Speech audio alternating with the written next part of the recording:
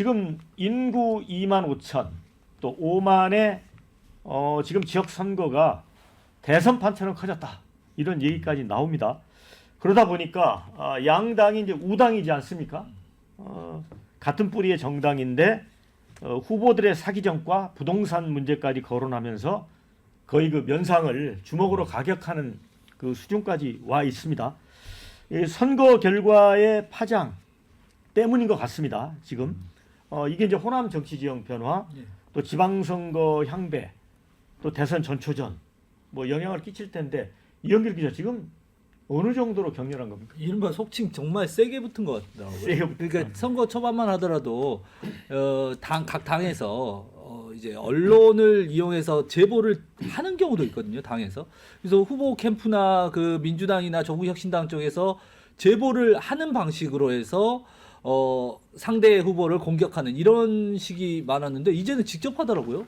직접 그 이번에 뭐 청담동에 아파트를 가지고 있다는 조국혁신당 후보 그것도 한 달여 전에는 언론에서 좀 다뤄주면 안 되냐 뭐 이런 식으로만 접근했는데 이제는 직접적으로 이야기를 하고 있고 뭐 민주당도 그렇지만 조국혁신당 자체도 민주당에 있는 후보가 어떤 사기 전과라든지 뭐 이런 부분들이 있다는 부분을 굉장히 간접적으로 이야기를 했는데 이거는 그냥 본인들이 직접 어떤 공개된 석상에서 계속해서 공격을 하니까 그러다 보니까 지금 민주당과 조국혁신당 선거에 점점 차출되는 인원은 늘고 있고 또 마음의 앙금도 처음에 시작했을 때는 서로 웃으면서 악수도 하고 뭐 이랬는데 지금 앙금도 많이 쌓여 있는 것 같더라고요. 사석에서는 상대 후보 진영을 도와주고 있는 많은 분들에 대해서 원색적인 비난 같은 것들도 나오고 있어서 이 선거의 후유증이 상당히 있겠다 이런 생각도 듭니다. 말씀하신 대로 지금 이제 서로 상대방을 5글자로 지금 비난하고 있지 않습니까? 사기전과범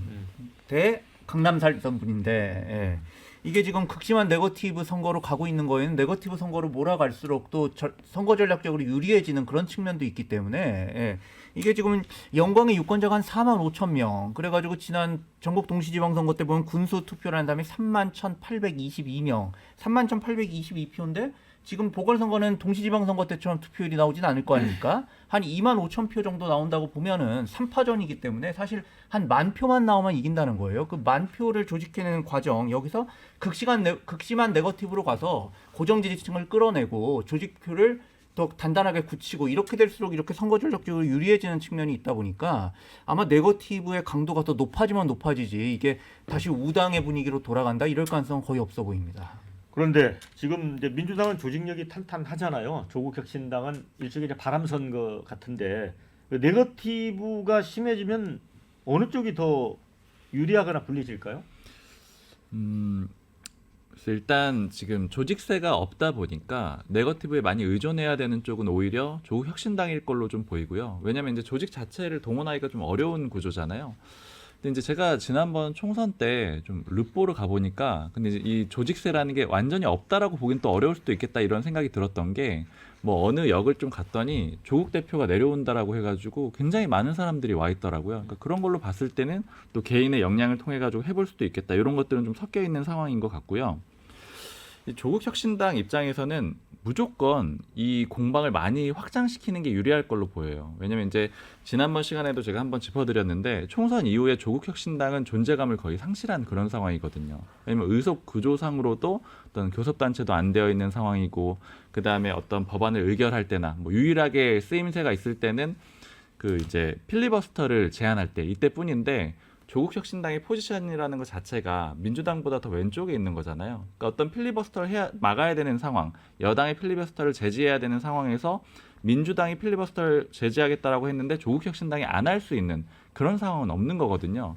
즉 조국혁신당의 존재감을 살릴 수 있는 유일한 기회는 호남에서는 우리가 더 우월하다. 그리고 또 금정구청장 같은 경우에도 우리가 이 부산을 공략하는 데는 민주당보다 유리하다. 이런 것들을 보여줄 수 있는 재보궐 선거거든요. 그러니까 이런 점을 좀 부각하려고 하는 걸로 보입니다. 네. 그런데 이렇게 이제 판이 커진 거는 조국 이재명 대표 두 분과 관련이 있는 것 같습니다. 그 민주당 쪽에서는 이 조국 혁신당을 일종의 쇄빙선으로 이제 규정을 했는데 왜 쇄빙선이면 얼음을 깨고 앞으로 나가야지 왜 우리 같은 우당인 본진을 공격하느냐 이런 시각이 있는 것 같아요.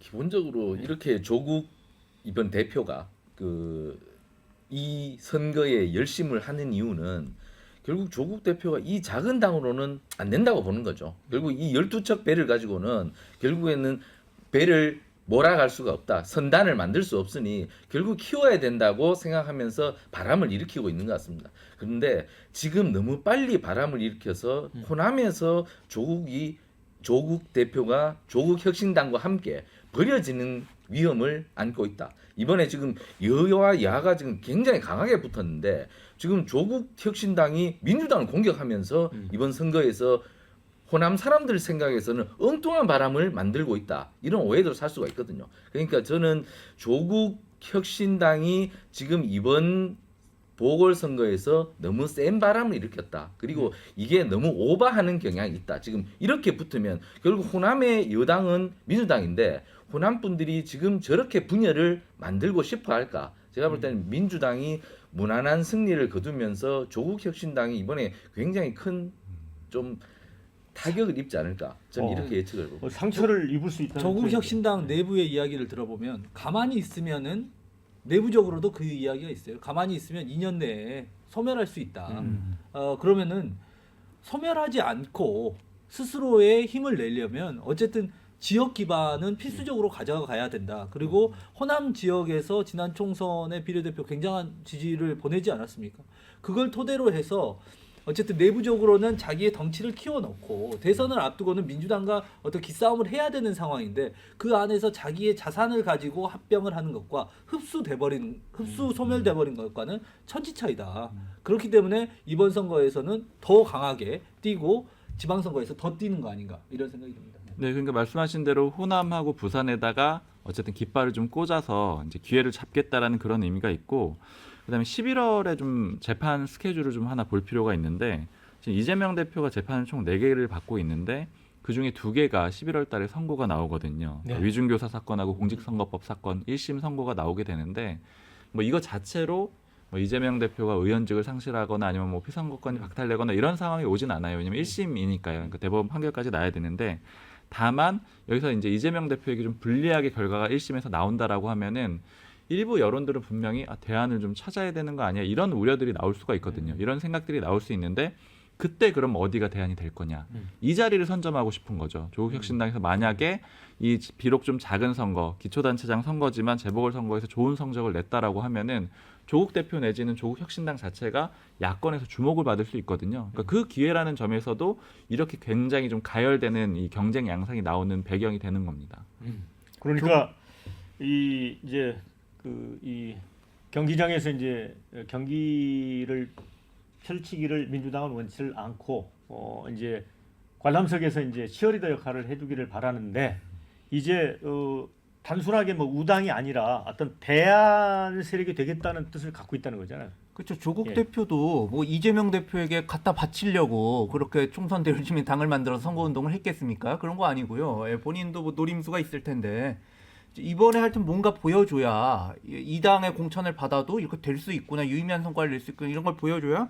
제가 보면 지금 전북의 정읍이나 전남 목포, 신안, 담양 이런 데 지금 단체장들이 지금 항소심까지 당선무효형이나 그런 게 나온 분들이 있습니다. 이런 분들은 이제 내년 4월에 또 재보선이 치러질 가능성이 있고요. 그래야지 또 이번에 성과를 보여줘야 또 좋은 분들이 또 공천 신청할 수 있는 것이고, 아까 10월 10일 공소지효 얘기가 나왔지만 만약에 이번에 기소가 되면은 그분들은 이제 1년간의 이 재판을 거치게 되면 2026년 지방선거하고 동시에 또 국회의원 재보궐선거가 치러질 수 있는데, 그런 거에 쭉 가고면서 이렇게 조국 대표도 공을 굴려가는 눈덩이를 굴려가는 그런 과정에 있는 첫 발걸음으로서 뭔가 성과를 내겠다, 그런 굉장히 강한 생각이 있을 겁니다. 국회 상황을 보면 아까 말씀드린 대로 조국 혁신당은 할 수 있는 게 없어요. 근데 이런 상황에서 내년에는 또 선거도 없습니다. 내년 선거가 아예 없기 때문에 이번 기회가 그만큼 중요한 거죠. 이번에 만약에 존재감을 보여주거나 가능성을 보여주지 못하면 앞으로도 별로 기회가 없는 상황이니까, 그래서 좀 이렇게 경쟁이 치열해지는 겁니다.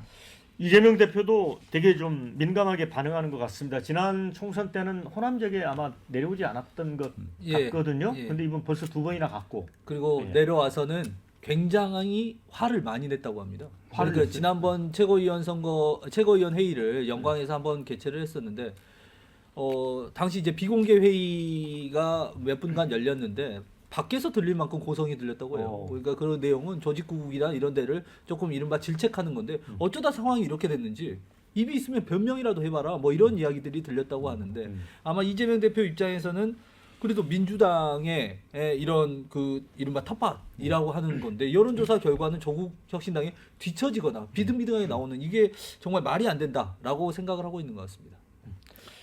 호남 민심이 바뀐 걸까요? 어떻게 보세요? 저는 선거 결과는 무난하게 민주당이 가져갈 거라고 봅니다. 왜냐하면 민주당이 정보력이 뛰어나기 때문에 이게 호남의 여당이라는 지위가 쉽사리 뭐 흔들리지 않기 때문에 인물이 누가 가장 적당한지를 알고 공천을 줬을 거란 말입니다. 그냥 공천을 뭐 민주당이라는 거대 정당이 그냥 내가 좋다고 그냥 공천을 안 주는데 그런 상황에서 인물의 지지력도 뛰어날 것이고 지금 두 선거구다. 그리고 기본적으로 바람으로부터도 지금은 민주당이 더 셀 수밖에 없다. 지금 여야가 너무나 강하게 붙어 있기 때문에 호남 사람들은 아마 민주당에 힘을 실어줘서 이번에 여당을 한번 강하게 한번 눌러봐라 이렇게 바람을 일으켜 줄 거라고 보기 때문에 이번 선거는 저는 무난하게 민주당이 이길 거라고 예측을 합니다. 자, 그러면 나머지 세 분은 우리 최경철 기자는 뭐 민주당이 무난히 승리할 거다 결국은. 근데 아니다.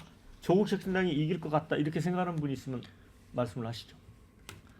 저는 조국 혁신당이 이길 것 같지는 않은데 이제 말씀하신 거랑 비슷하게 전망을 하는데 다만 조국 혁신당 입장에서는 불리할 게 별로 없는 선거예요. 불리할 게 어떤 없다. 의미냐면 6대 4가 나온다. 네. 그래서 조국 혁신당이 졌다라고 하더라도 40%를 가져갔다. 네. 이 자체를 보면 그냥 기자들 입장에서는 이게 기사가 되는 거잖아요. 그러니까 조국 호남 혁신- 민심이 변하고 있다, 꿈틀대고 있다 이렇게 기사가 그렇게 나오겠죠. 제목이 그렇게 나올 네. 거고 약진했다라고 나올 겁니다. 그러니까 결국 조국 혁신당 입장에서는 오히려 존재감을 과시하는 그 성과만 보여주면 되기 때문에 꼭 의석수를 차지하지 못한다고 하더라도 뭐 유리하게 끌어갈 수 있는 측면은 있다라고 보입니다. 그러니까 조국 대표는 꽃놀이패를 쥐고 있다 이런 얘기예요. 실제 조국 혁신당 내부에서도 똑같은 이야기가 나옵니다. 지금 기울어진 운동장 정도가 아니라 거의 네. 수직으로 서 있는 운동장에서 우리가 뛰고 있는데 네. 여기서 30%이 정도만 나와도 우리는 성공한 거다. 우리는 잃을 게 없다라는 이야기들이 나오고 있고 사실은 이런 부분도 한번 볼 필요가 있는 것 같아요. 조국 혁신당에서 후보 캠프를 만들면서 예. 돈 선거 감시단을 만듭니다. 예. 조국 대표가 참여를 해서 예.